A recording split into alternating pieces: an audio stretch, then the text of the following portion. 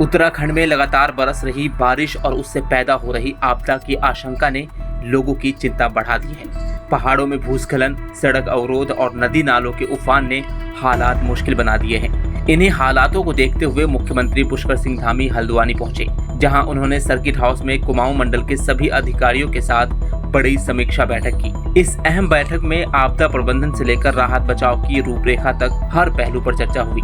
मुख्यमंत्री धामी ने साफ निर्देश दिए कि बरसात के मौसम में किसी भी स्तर पर लापरवाही बर्दाश्त नहीं होगी। उन्होंने जिला अधिकारियों और पुलिस प्रशासन को कहा कि आपदा जैसी स्थिति में तुरंत और प्रभावी कार्रवाई करनी होगी। खासकर नदी नालों का जलस्तर बढ़ने, भूस्खलन और सड़क बंद होने जैसी स्थितियों से निपटने के लिए प्रशासन को पहले से सतर्क रहना होगा। बैठक में नैनीताल के माल रोड में हुए भूस्खलन और भवाली के कैची धाम बाईपास पर भी चर्चा हुई। सीएम धामी ने अधिकारियों से कहा कि नैनीताल के माल रोड का त्वरित ट्रीटमेंट कराया जाए ताकि पर्यटकों को दिक्कत न हो।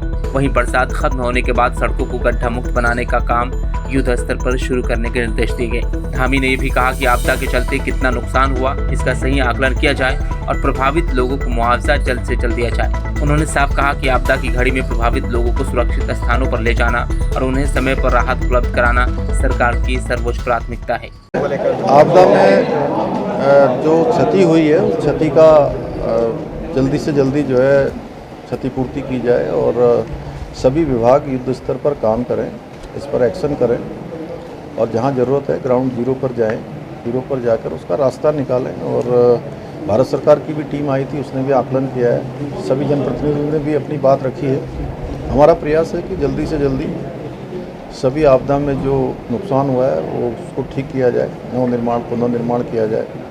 और बरसात आने वाली है, उससे बरसात जाने वाली है, इसके जैसे ही जो है हमारा मानसून का सीज़न समाप्त होता है तो पैच वर्क और गड्ढा मुक्त का अभियान फिर से तेज़ी से चलाया जाए और नैनीताल जनपद में और पूरे कुमाऊं में जो सड़कें हैं उसको ठीक किया जाए। नैनीताल जनपद में विशेषकर से जो हमारा यहाँ पर भवाली का बाईपास है उसके प्रगति के बारे में भी समीक्षा हुई है।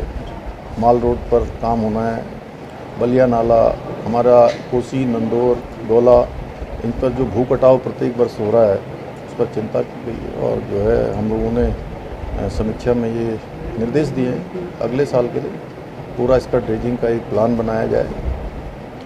साथ ही जो नदी नाले बार बार कट रहे हैं उसके बारे में भारत सरकार से भी कुछ उसमें हमको स्वीकृतियाँ मिलती हैं, उसके लिए पूरा प्लान तैयार किया जाए। और जो डिजास्टर मैनेजमेंट में जो मद है उस मद में एक बड़ी धनराशि पूरे राज्य के लिए नियत हुई है, तो वो धनराशि हमारे नैनीताल जनपद में भी आए, पूरे इस मंडल में भी आए, उसके लिए भी बात हुई है।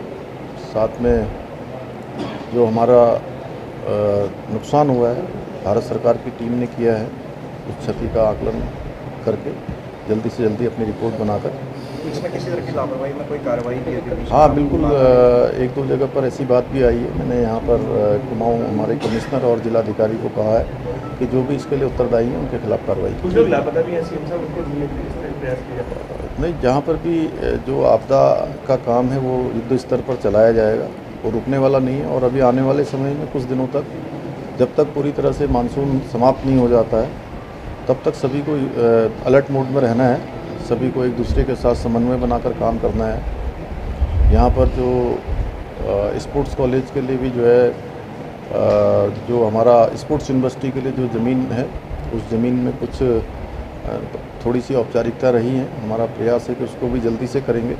ISBT का निर्माण कार्य होना है, उसके संबंध में भी चर्चा हुई। बैठक के दौरान अधिकारियों ने मुख्यमंत्री को मंडल के अलग अलग जिलों के हालात की जानकारी दी। अंत में मुख्यमंत्री ने भरोसा जताया कि सही रणनीति और विभागों के बीच बेहतर तालमेल के दम पर उत्तराखंड आपदा जैसी मुश्किल परिस्थितियों का डटकर सामना करेगा। Bureau report, dynamite news, Uttarakhand.